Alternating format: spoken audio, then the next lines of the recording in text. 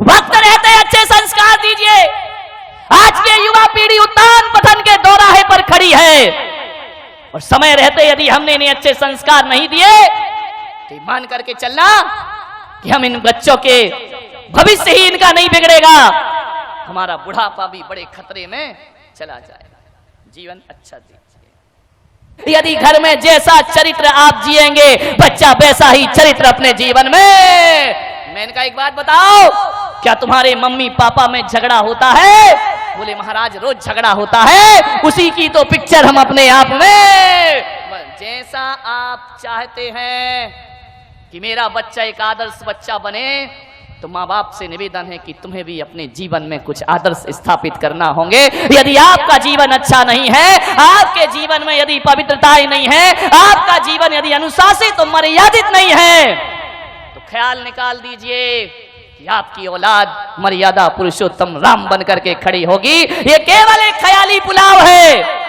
हमें आज के बच्चे इतने होशियार हैं, इतने होशियार हैं कि जो अकल तुम लोगों को 18 साल में आई है, वो अकल बच्चों को 5 साल में आ गई है। ध्यान रखिए, इतनी आज एक्स्ट्रा हो गई है आज की ये जनरेशन, इतनी ज्यादा आधुनिक हो गई है, इतनी ज्यादा आगे बढ़ चुकी है युवा पीढ़ी।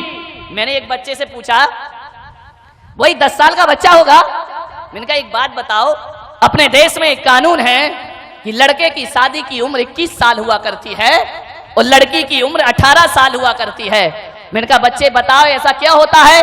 बड़ा प्रतिभाशाली बच्चा रहा, उसने कहा महाराज बताओ। मैंने कहा हाँ। बोले ऐसा इसलिए होता है। मैंने कहा उसकी उम्र भी 21 साल क्यों नहीं रखी है? बोले इसलिए नहीं रखी कि जो अकल लड़कों को 21 साल में आती है वो अकल लड़कियों को 18 साल में।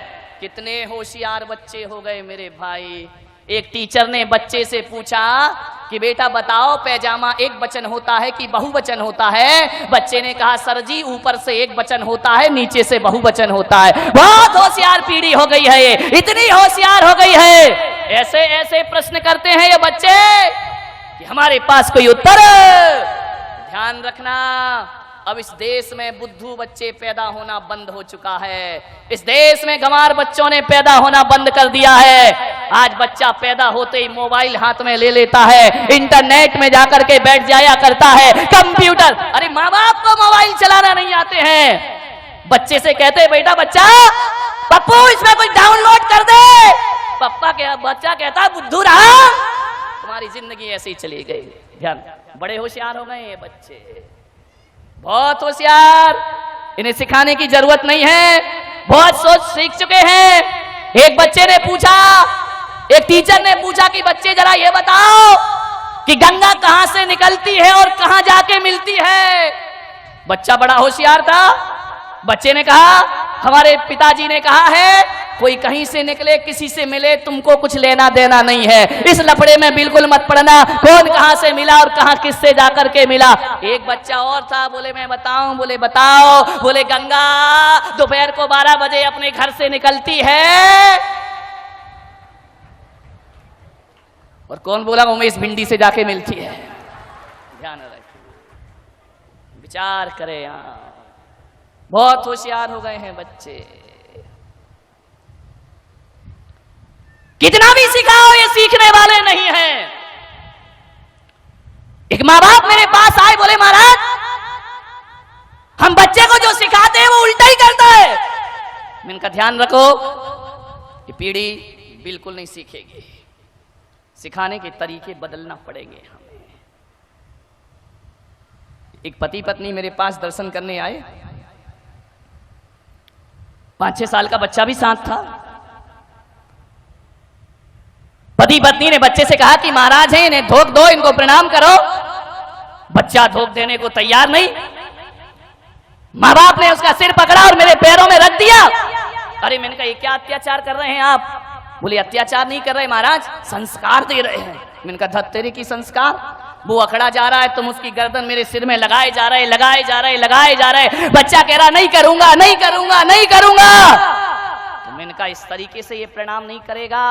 तो उन्होंने कहा महाराज हम कैसे सिखाएं, बड़ा ढीठ हो गया, कुछ सीखता ही नहीं है। मैंने कहा बच्चा ढीठ नहीं हो गया, तुम्हारी सिखाने की शैली गलत हो गई है। छोटा सा बच्चा था, ज्यादा बोलना भी उसे नहीं आता था। माँ बाप से मैंने कहा एक काम करो, तुम दोनों जरा हाथ जोड़ो। माँ बाप ने हाथ जोड़े। मैंने कहा अब तुम नमोकार मंत्र पढ़ो। माँ बाप नमोकार मंत्र पढ़ने लगे। छोटे से बच्चे ने देखा कि मम्मी पापा हाथ जोड़े हैं, उसने भी झट से हाथ जोड़ लिए। अब नमोकार तो उसे आता नहीं था, वह मुंह से बुदबुदाने लगा और चलाने लगा। अब मैंने कहा तुम दोनों प्रणाम करो। माँ बाप ने प्रणाम किया और बच्चे ने भी प्रणाम कर लिया।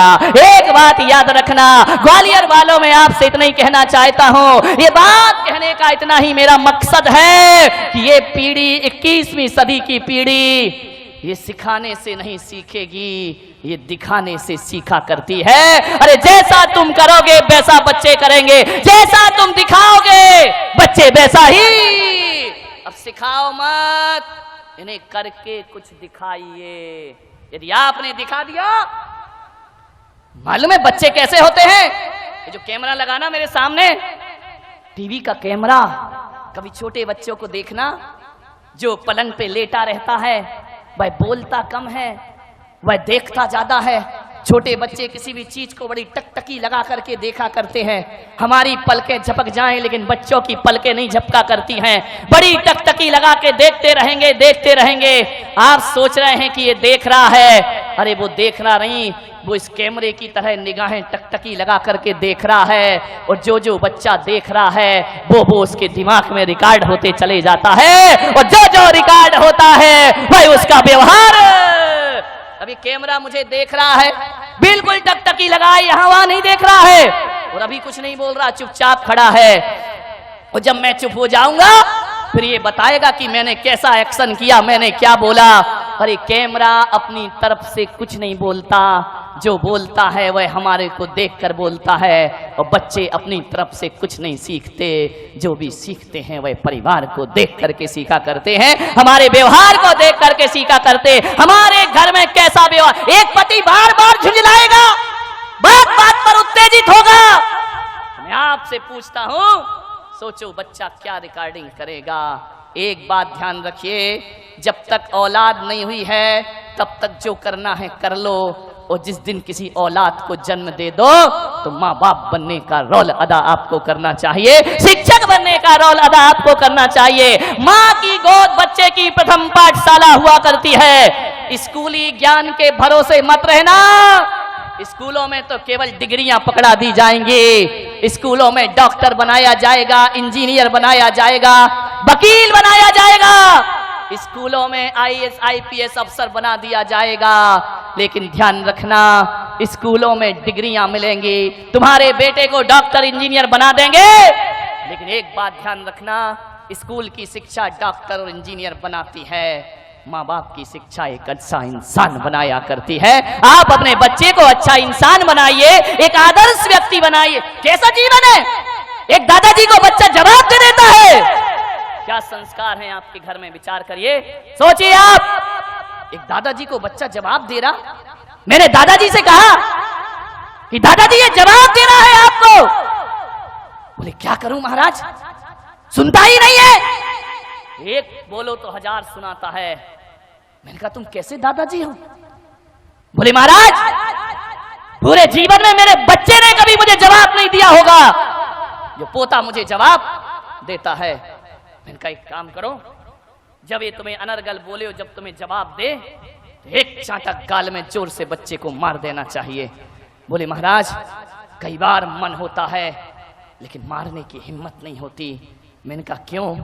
बोले मुझे डर लगता है कि बच्चा पलट के मुझे चाटा ना मार दे। आप सोचिए, विचार करिए, क्या संस्कार दिए हैं आपने। अरे तुम्हें दादाजी होने का हक किसने दे दिया कि एक पोते से आपको डर लगता है? नहीं मेरे भाई, ऐसे बच्चे एक आदर्श व्यक्ति तो नहीं बन सकते हैं। यदि एक दादाजी और एक बाप अपने बच्चे से कुछ कहने में डरता है तो समझना वो ऐसे आत्मघाती संस्कार दे रहा है कि आज बच्चा माँ बाप पर धौंस जमाता है, कल मोहल्ले में जमाएगा, परसों समाज में जमाएगा, और एक दिन तुम्हारा बेटा आदर्शवादी बेटा तो ना बनेगा बल्कि आतंकवादी बेटों में उस बच्चे का नाम शामिल हो जाएगा। आपसे मेरा निवेदन है, इतनी जुर्रत बच्चे की नहीं होना चाहिए कि वह माँ बाप को पलट करके जवाब दे सके। ध्यान रखिए, कैसे होगा ये?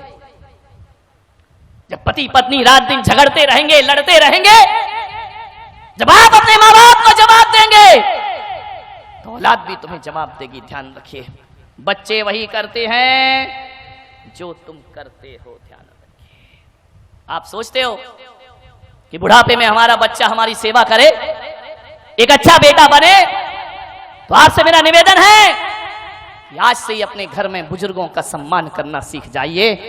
अरे मैं कहता हूं कि अपनी भाषा पर विशेष ध्यान दीजिए।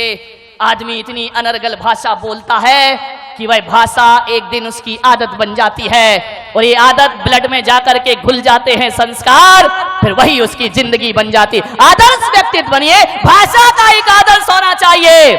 ऐसा परिवार बनाओ, ऐसा माहौल बनाए माताएं कि बड़ों से ही आप कहना ना सीखें, बल्कि बच्चों से भी आप कह करके बातें करें, बच्चों में भी जी लगा करके बातें करें। अरे बच्चों की बात तो छोड़ो, मैं तो कहता हूं कि तुम्हारे घर में जो नौकर रहता है ना, उससे भी इज्जत से पेश आइए।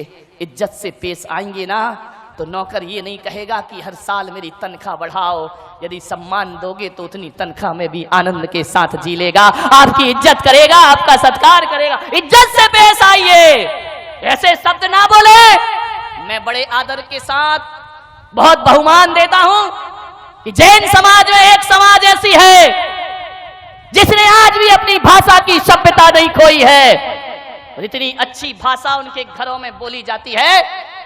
मैं कोई पक्षपात नहीं कर रहा हूं, मैं पूरे देश में घूमा करता हूं, लेकिन कह सकता हूं कि जैन समाज में खंडेलवाल जैन समाज वो समाज है जहां बोली में आदर्श हुआ करता है, बोली में सभ्यता हुआ करती है। अरे बड़े तो बड़े, वहां तो साफ लगा करके बात की जाती है, वहां तो अच्छे शब्द बोले जाते हैं, वहां काका जी नहीं कहा जाता है, काका साहेब कह करके बुलाया जाता है। और तो और वहां ऐसा कल्चर है, उनकी ऐसी संस्कृति है, ऐसी पढ़ी लिखी समाज है कि ड्राइवर को भी ड्राइवर कह के नहीं बुलाते हैं, उसे भी ड्राइवर जी कह करके आवाज दिया करते हैं। ये सभ्यताएं सीखिए। आप कैसा बोलते हैं अपने घर में? इज्जत से बोलेंगे तो बच्चा भी इज्जत से बोलेगा। ध्यान रखिए मान्यवर, किसी आदमी को क्या चाहिए? दो मीठे शब्द चाहिए, और क्या चाहिए? तुम्हारे घर कोई आ जाए, मैं कहता हूं चाय फीकी हो तो चल जाएगी, लेकिन आदमी की वाणी बड़ी मीठी होना चाहिए। मीठी वाणी होगी, वाणी अंतरंग का दर्पण हुआ करती है। आप जिन शब्दों का प्रयोग करते हैं उससे आपके स्तर का पता चलता है। जिन भाषा का आप प्रयोग करते हैं उससे आपके चिंतन का पता चलता है। यदि आप असभ्यता भरी बातें बोलते हैं तो समझ लीजिए कि हमारा स्तर बहुत गिरा हुआ स्तर है। अच्छी भाषा का प्रयोग करिए। नौकर से भी आप कहकर और जी लगाकर बात करना सीखिए। यह है बच्चों की परवरिश करना। मान्यवर, सोचना है आपको, एक दो दिन अटपटा लगेगा जिन घरों में आदत नहीं है अच्छे से बोलने की। अब एक दो दिन यदि आप कहोगे बच्चों से तो बड़ा अटपटा लगेगा कि हम क्या बोल रहे हैं, ऐसा लगेगा, हंसी भी आएगी। लेकिन आप इस हंसी से मत घबराएं। दो चार दिन बुरा लगता है और एक दिन यही शब्द हमारे जीवन की आदत बन जाया करते हैं। और आज जो बुरा लग रहा है, दो लोग घर के हंसेंगे, कोई बात नहीं है, लेकिन कल जो हंसने वाले हैं वही तुम्हारा आदर्श व्यक्तियों में नाम लेंगे, वही तुम्हें इज्जत से बात करेंगे। इसलिए कभी भी राजस्थान में, मारवाड़ में आप जाइए, जोधपुर में जाइए, वहां तो मेरे भाई गाली भी बड़ी अदब से दी जाती है। वहां कुत्ते को कुत्ता नहीं कहा जाता, वहां कुत्ता सा कह करके बुलाया जाता है। गाली भी देना है, कोई आ जाए मेहमान तो कहा जाता है पधारो सा, और जाता है तो कहा जाता है पधारो सा। कोई नहीं कहता कि अब आप जाइए। विचार करिए आप, भाषा में सभ्यता होना चाहिए। सभ्य भाषा होगी। जब तक आदमी नहीं बोल रहा है तब तक उसके प्रति आप कोई आकलन नहीं कर सकते हैं, और जिस दिन आदमी बोल पड़ता है पता चलता है कि कितने गहरे पानी में आदमी जिया करता है। अच्छी भाषा का प्रयोग करिए, बेहतरीन शब्दों का चयन करिए अपने जीवन में। यदि बच्चों को अच्छी परवरिश देना है, ध्यान रखिए, आपकी जिम्मेदारी है। एक बात याद रखना, एक विद्यालय बनाना बहुत आसान काम है, 100 स्कूल बनाना आसान काम है, ये कोई बहुत बड़ा काम नहीं होता है। 100 विद्यालय बनाना कोई बहुत बड़ी बात नहीं है, लेकिन एक बच्चे को अच्छे संस्कार देना ये 100 विद्यालय से बढ़कर भी मेहनत का काम हुआ करता है, 100 स्कूल से भी बड़ा काम हुआ करता है। मंदिर बनाना आसान है, लेकिन एक व्यक्ति को इंसान बनाना बहुत कठिन काम हुआ करता है, ध्यान रखिए। स्कूलों की पढ़ाई के भरोसे मत रहना, वहां तो गा से गधा पढ़ाया जाता है मेरे भाई, उससे क्या संस्कार जीवन में मिलेंगे। अच्छे संस्कार देना है, अच्छी भाषा देना है। स्कूलों में जाओगे तो आ से अनार पढ़ाया जाएगा, सा से सड़क पढ़ाई जाएगी, दा से दवात पढ़ाई जाएगी। स्कूलों की पढ़ाई में यही तो पढ़ाया जाता है बचपन से, और क्या सिखाया जाता है। लेकिन मैं कह रहा हूं, मुझ पुलक सागर की पाठशाला में आना, मैं आ से अनार नहीं सिखाऊंगा, मैं आ से अदब सिखाऊंगा और सा से सलीका सिखाऊंगा। अरे आ से अदब सिखाइए, सा से सलीका सिखाओ, दा से दोस्ती सिखाइए मान्यवर, और बा से बहादुरी सिखाइए। बा से बकरी सिखाओगे तो बकरी जैसा मैं करता रहेगा जिंदगी भर। क्या पढ़ाया जाता है स्कूल में आजकल? एक वो अंग्रेजी और आ गई, कॉन्वेंट की शिक्षा हमारी छाती पे चढ़ करके बैठ गई। जब तक 2-4 फर्राटेदार इंग्लिश के शब्द ना बोले जाएं, तब तक लगता है ये पिछड़ा हुआ आदमी है, बड़े बैकवर्ड का आदमी है, ये आदमी आदर्श नहीं है। मैं कहता हूं कि अंग्रेजी के पास वो शब्द नहीं होंगे जितनी सभ्यता के शब्द हमारी हिंदी के पास हुआ करते हैं। विचार करिए आप, इंग्लिश से ज्यादा कठिन काम हिंदी हुआ करती। अंग्रेजी में तो बड़ों को भी यू बोला जाता है, छोटों को भी यू बोला जाता है, बराबर वालों को भी यू का अर्थ होता है तुम, ध्यान रखिए। लेकिन मेरे यहाँ ऐसा नहीं होता है। हमारे यहाँ देखा जाता है कि बड़ों को बोलने में कितने सभ्यता भरे शब्द होना चाहिए, आपस में कैसे शब्द होना चाहिए, और छोटों में कैसे शब्द। क्या सिखाएगी अंग्रेजी, बताइए आप मान्यवर। कभी वर्णमाला देखिए, आ अनार से शुरू होती है, एंड किस पे होती है? इतनी तो हिंदी पढ़ी होगी, किस पे होती है? ज्ञानी पे शुरू होती है। अंग्रेजी की वर्णमाला कहां से शुरू होती है? ए से शुरू होती है। एंड किस में होती है? जेड में होती है। जेड माने जेब्रा। मेरी भाषा, मातृभाषा जो है ना, वो अनार से शुरू होती है और ज्ञानी बनाकर समाप्त होती है, और अंग्रेजी जो है एप्पल से शुरू होती है और जेब्रा बनाकर छोड़ा करती है। और जेब्रा का अर्थ होता है अंग्रेजी घोड़ा, जेब्रा अंग्रेजी गधा, घोड़ा भी नहीं। ध्यान रखिए, अच्छी भाषा बोल, संस्कारित शब्द होना चाहिए। बच्चों की यदि परवरिश करना, ऐसा व्यवहार ना बनाएं अपने घर में कि बच्चे और पत्नी इंतजार करें कि पिताजी थोड़े बाहर चले जाएं तो हम सुकून का जीवन जी सकें। नहीं मेरे भाई, इसका मतलब है आपका व्यवहार रूखा है। आपके घर से जाने के बाद बच्चे यदि नाचते हैं, खुशी होते हैं, उछलते हैं, कूदते हैं, तो आपका व्यवहार जरूर रूखा है। अरे ऐसा जीवन ना बनाएं कि पत्नी और बच्चे कहें कि कुछ देर को तुम बाहर चले जाओ। ऐसा जीवन बनाओ कि 5 मिनट लेट आओ तो पत्नी का भी मन न लगे और बच्चों का भी मन न लगे। अच्छा जीवन अपना बनाइए, अच्छा व्यवहार अपना बनाइए, जिंदगी को संभालने का प्रयास करें। थोड़ा बहुत पढ़ने क्या लगता है बच्चा, क्या क्या पकड़ा देते हैं उसके हाथ में, अखबार आ जाता है उसके हाथ में, फिल्मी कहानियां आ जाती हैं उसके हाथ में। और आजकल तो मैगजीन भी कोई नहीं पढ़ता, अखबार भी कोई नहीं पढ़ता। जब से मोबाइल क्या आ गया है, किसी के हाथ में किताबें दिखाई ही नहीं दिया करती हैं। मोबाइल में लगा रहता है, रात दिन चैटिंग में लगा रहता है, व्हाट्सएप में लगा रहता है, फेसबुक में लगा रहता है। ऐसा फेसबुक में लगा है बच्चा कि घर में माँ बाप का फेस देखना भी पसंद नहीं किया करता है। उसी में वारी ये संस्कृति क्या हो रहा है हमारे देश में, विचार करिए आप। पड़ोस में रहने वाले से दोस्ती नहीं है, और दुनिया से हजारों किलोमीटर दूर हैं, उससे फ्रेंडशिप किया करते हैं। आप सोचिए, घर के लोगों से बातचीत नहीं हुआ करती है, दूसरों से रिलेशनशिप मनाई जाती। आप विचार करिए क्या होगा। हम अपना जीवन याद करते हैं, आज का बच्चा 5-10 साल का हो नहीं पाता, हाथ में महंगा मोबाइल आ जाता है। 5वीं 8वीं पढ़ता है, स्कूटी आ जाती है, बच्चा गाड़ी चलाता है। हमें अपने दिन याद है भाई, तुम भी अपने दिन याद करो कि तुम्हारा बचपन कैसा था, अपने दिन वो कैसे थे। अरे 9वीं 8वीं क्लास में आने के बाद मैंने फुल पैंट पहनना सीखा है मेरे भाई। हाफ पैंट में ही 8वीं क्लास तक पढ़ लिया करते थे, स्कूल में भी हाफ पैंट में ही चले जाया करते थे। अरे मोबाइल की बात तो छोड़ो, प्रतिदिन चने खाने को 10 पैसे भी नहीं मिला करते थे, ध्यान रखिए। उसमें अभी देखना पड़ता था, कई बार मनुहार करना पड़ता था। 10-10 पैसे चाराने के लिए हमें इंतजार करना पड़ता था। आज कितनी सुविधाएं हमारे बच्चों को है, टीवी है, इंटरनेट है, कंप्यूटर है, गाड़ी है, सब कुछ उसके पास है। आज पहले तो हम अपने माँ बाप से नजरें मिलाने में हमें डर लगता था, उनके सामने जुबान खोलने में डर लगता था।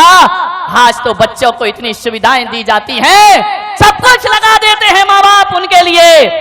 पहले इतने लाड़ प्यार से कोई राजा रानी के बच्चे पला करते थे, जैसे आज साधारण लोगों के बच्चों का लालन पालन हो रहा है। बहुत अमीर लोगों के बच्चे होते थे जो बड़े लाड़ प्यार से पढ़ाए जाते थे, उन्हें बाहर पढ़ने भेजा जाता था।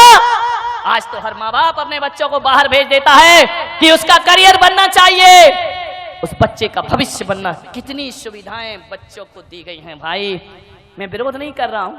दो, तुम्हारा लाडला है, कोई दिक्कत नहीं है, सारी सुविधाएं दीजिए, लेकिन मैं सावधान कर रहा हूं, आने वाले वक्त के लिए समय से पहले हमें सुविधाओं के साथ साथ अच्छे संस्कार भी हमें देना पड़ेंगे।